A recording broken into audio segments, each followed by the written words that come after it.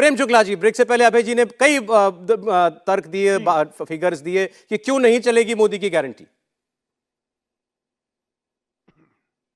देखिए किस तरह से कांग्रेस वाले झूठ की दुकान है। अब इन्होंने कहा पुलवामा पे कुछ हुआ ही नहीं, जांच हुई नहीं। साहब पुलवामा पे जांच हुई 2020 में, 13,850 पन्नों की चार्जशीट फाइल हुई। कुल 19 अभियुक्त थे, उसमें से 15 गिरफ्तार किए जा चुके, 4 अभियुक्त पाकिस्तान में फरार हैं। और इतना ही नहीं किया गया, बालाकोट में घुसकर जो है पाकिस्तान के आतंकियों के अड्डे पर पहली बार एयर स्ट्राइक हुई, और उस एयर स्ट्राइक पर छाती पीटने के लिए राहुल गांधी के नेतृत्व में एक सियापा दल भी निकला, जिसको भी भारत की जनता ने नकार दिया। एक बात।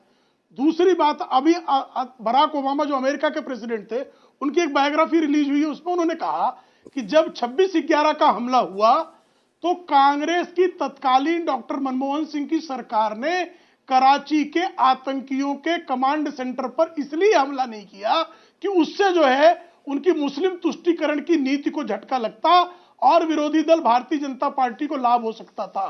तो जो लोग आतंकवाद में भी, और आपको याद होगा कि श्रीमान सलमान खुर्शीद ने चुनावों के समय इस बात का खुलासा किया था कि जब बाटला हाउस एनकाउंटर हुआ तो बलिदानी मोहन चंद शर्मा के लिए आंसू नहीं गले, बल्कि आंसू टपके श्रीमती सोनिया गांधी के आतंकवादियों के लिए।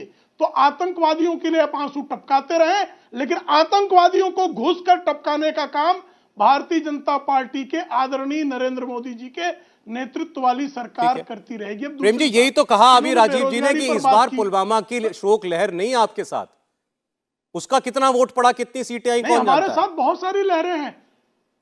नहीं, उसकी सिर्फ एक मुद्दे पर कोई चुनाव नहीं होता है, आप ये भी जानते हैं। और आज भी अगर भारत में कोई आतंकी दुस्साहस करेगा तो घुसकर मारने की ताकत कोई डॉक्टर मनमोहन सिंह की तरह जो है, हम जो है वोट की राजनीति के तराजू पर तौलकर आतंकियों पर कार्रवाई नहीं करेंगे।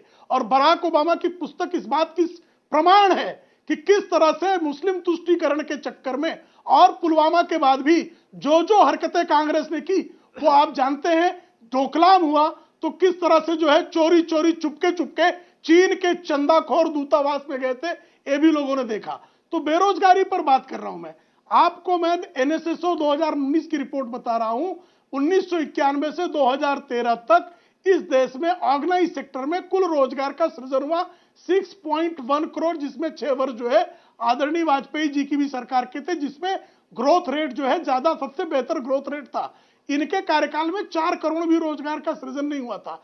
और 2020 से 2023 के इन 3 वर्षों में, जिसमें कोरोना का काल भी है, उसमें सिर्फ ईपीएफओ का आंकड़ा है 4.98 करोड़ लोगों को जो है नए ईपीएफओ अकाउंट खुले हैं, यानी उनको रोजगार मिला है। और अगर ऑर्गेनाइज सेक्टर में एक रोजगार सृजित होता है तो कांग्रेस के ही अर्थव्यवस्था वाले श्रीमान डॉक्टर मनमोहन सिंह और अहलूवालिया कहते थे कि 9 रोजगार जो है अनऑर्गेनाइज सेक्टर में होता है। तो मैं 8 ही पकड़ लेता हूं, तो 5 में 8 का गुणा कर दें तो 40 करोड़ रोजगार का सृजन सिर्फ 3 वर्षों में हुआ है। और जिस तरह से विकास कार्य में हमने सिर्फ मुद्रा लोन में 41 करोड़ लोगों को लोन दिया गया, उसमें से 21% फर्स्ट एंटरप्रेन्योर्स को दिया गया। अगर सिर्फ उन्हीं को मैं रोजगार का मान लूं तो उसके अनुसार जो है 8.5 करोड़ लोगों को रोजगार मिला। 111 यूनिकॉर्न्स भारत में पिछले जो है कुछ वर्षों में हुए। एक यूनिकॉर्न का मतलब होता है $1 बिलियन की कंपनी जो हो जाए, तो 111। मोटे तौर पर आप ये कहना चाह रहे हैं कि कोई एंटी इनकम्बेंसी नहीं है, सरकार के काम के प्रति लोगों में कोई असंतोष नहीं है, कोई नाराजगी नहीं है। नहीं, हमने काम किया है और इनके दुष्प्रचार का कोई प्रभाव नहीं होने वाला है। और इसी कारण मध्य प्रदेश में इनको मुंह की खानी पड़ी, राजस्थान में ये भयंकर पराजित हुए, और छत्तीसगढ़ में इनकी सरकार हाथ से इसलिए गई क्योंकि ये झूठ बोलने के अलावा कुछ नहीं करते।